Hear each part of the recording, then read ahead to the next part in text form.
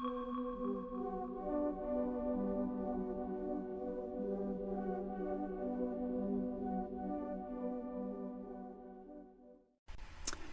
and welcome back to On Point HQ.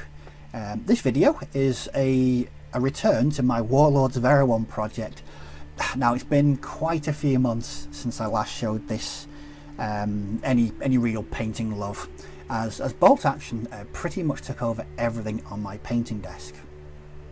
Well, I now have 4 completed armies for bolt action, so I thought it was time for a bit of a return to Warlords of Erehwon and to get this warband finally finished.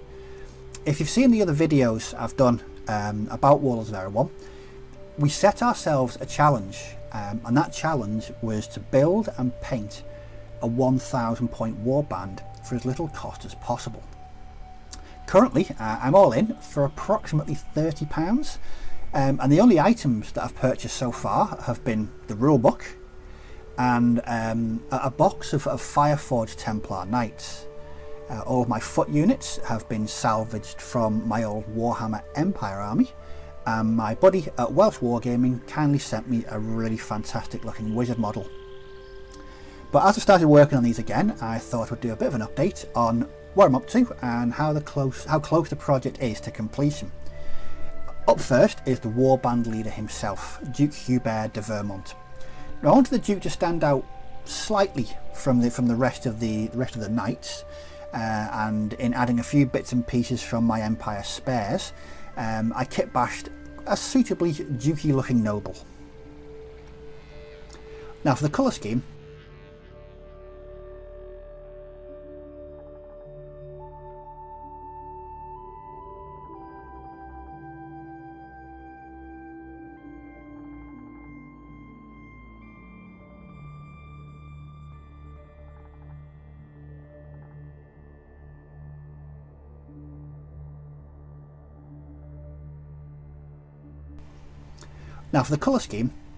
I wanted him to have a similar green scheme as the rest of the warband, but to have him stand out from his retinue. Now he's not particularly regal looking, but this fits in with the backstory of the Duchy of Vermont, being a troubled nation recovering from years of civil war and infighting. Now with the Duke completed, it was time to move on to the unit of 5 knights. After all, this is a knightly warband and it generally requires some knights. Now I'm not particularly great at painting cavalry, so I vowed to myself to keep this as simple as possible. Just a word on the knights from Fireforge games. It's an excellent box, and I really enjoy building and painting them. It's quite rare for me, as I normally steer clear of cavalry where possible. But yeah, really good paint set, really good box set, great details, easy to assemble, and this is the completed unit of 5. Again, I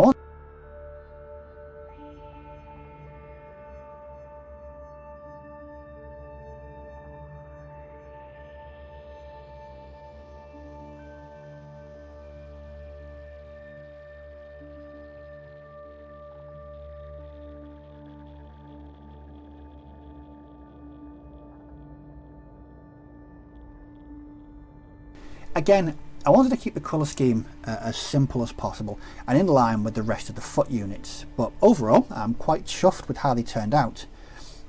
I've kept the basic highlights and basing across this unit as I'm doing with the rest of the warband to give it a muted and drab, grim look. Lastly is the unit of Flagellants. Now again, in the previous videos I've been ruminating somewhat over the colour scheme for these guys. I really love these models. They're full of character that really does scream of zealousness, with a tad insanity thrown in also. Now I did consider a few schemes, vivid reds and purples to make them really stand out, to a dirty off-white kind of robe theme, but eventually I opted for a simple brown robe scheme with a smattering of purple.